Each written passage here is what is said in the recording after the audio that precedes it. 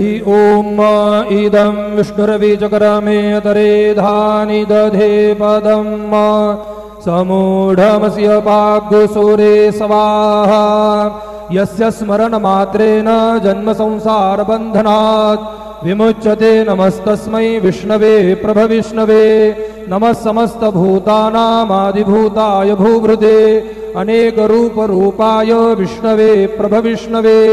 गुरुर्ब्रह्मा गुरुर्विष्णु गुरुर्देवो महेश्वरा गुरुः साक्षात् परब्रह्म तस्मै श्री गुरवे नमः। सद्गुरु साईनाथ देवताभ्यो नमः। सायं पूजनार्थे चन्दनं त्वां गन्धर्वा अघनौस्त्वामिन्द्रस्त्वां बृहस्पतिः त्वामोघधे सोमो राजा विद्वान्यक्ष्मादमुच्यत। चन्दनं समर्पयामि चन्दनस्योपरि अक्षतान् समर्पयामि। अहिरिव भोगैः परजेति बाहुञ्जाय हेतिं परिबाधमानः हस्तघ्नो विश्वावयूनान् विद्वान् भूमान् भूमागुसं परिपातु विश्वतः।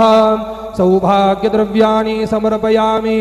ऋतुकालोद्भवपुष्पसमर्पणं यत्पुरुखं व्यदधुः गतिधाव्यकल्पयन् मुखं किमस्यासीत् किं बाहु किमूरुपादा उच्येते। ऋतुकालोद्भवपुष्पं समर्पयामि। सायंकाले उपहारनैवेद्यं निवेदयामि।